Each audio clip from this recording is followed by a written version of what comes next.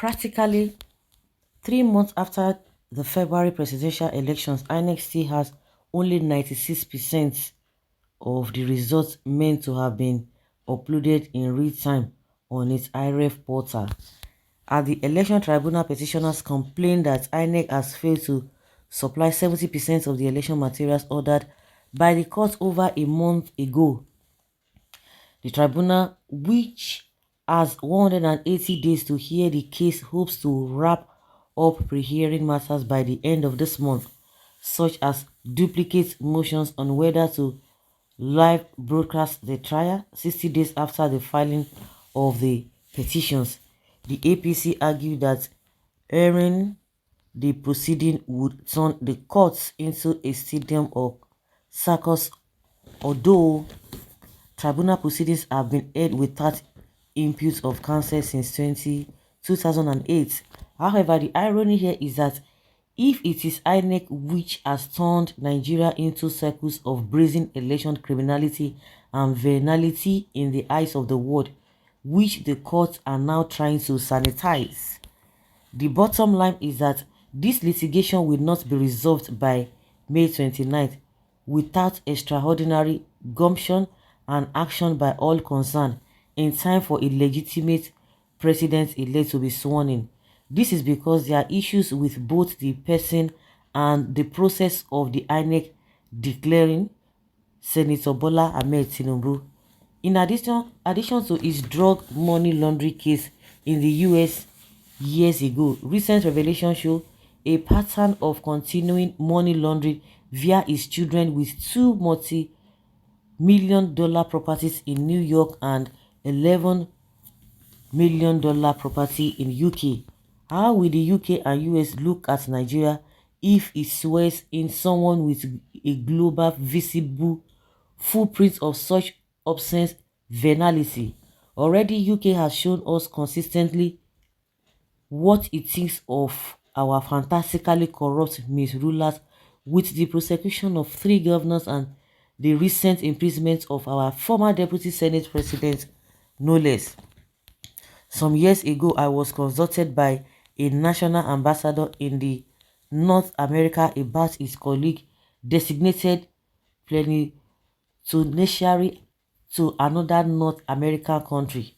His adopted son was on trial in the country he was being posted to for raping a citizen of that country.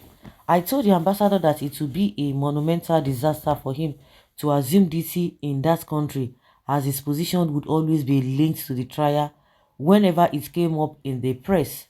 Besides, there are diplomatic privileges accorded diplomat families which the State Department will likely deny his son, further complicating the situation. My esteemed ambassador friend had unfortunate duty of having to call his colleague just as he was departing Nigeria, and he should not come to his new post. If a position of as ambassador could be so sensitive, how much more that of the president? However, that aside, the primary case against swearing in is not so much the person as the process.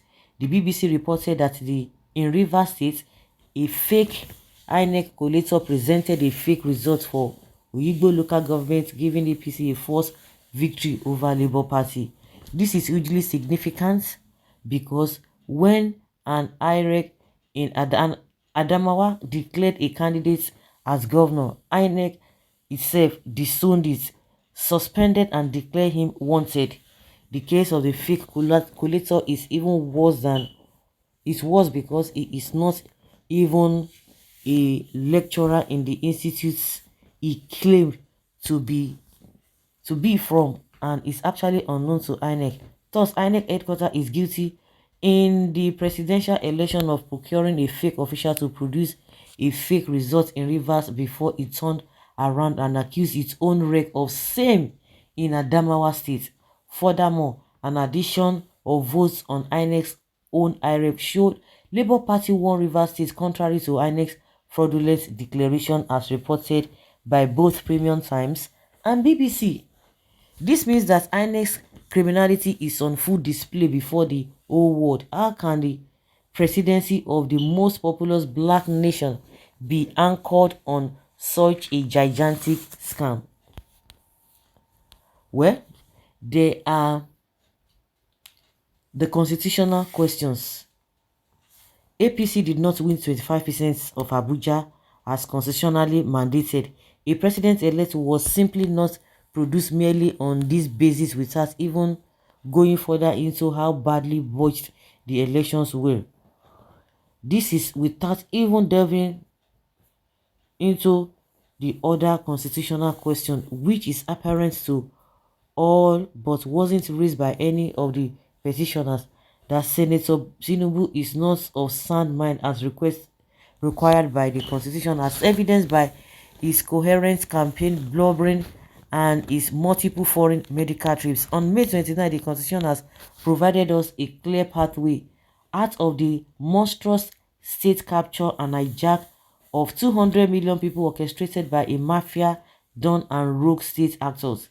They have dared us to go to court, and the court must show that it is not a toothless dog or bulldog as nefarious elements imagine. Neither an extension of the Buhari regime or an interim government is justified or legal. The only legal option is a handover to the Senate President once the President and Vice President tenure elapse as provided for in the Constitution. Okay? Emmanuel Ugebe Esquire is a US-based international human rights lawyer and Nigeria judiciary expert with the US-Nigeria Law Group Washington. I think is the one who made this article or this submission, if I might want to use it. Emmanuel Ugebe Esquire is a US-based international human rights lawyer and Nigeria judiciary expert with the US Nigeria Law Group in Washington. Like they always say, a word is enough for the wise. Anyhow you want to go about it, whichever divide you belong to, just take it. The truth is constant, no matter how delayed it could be.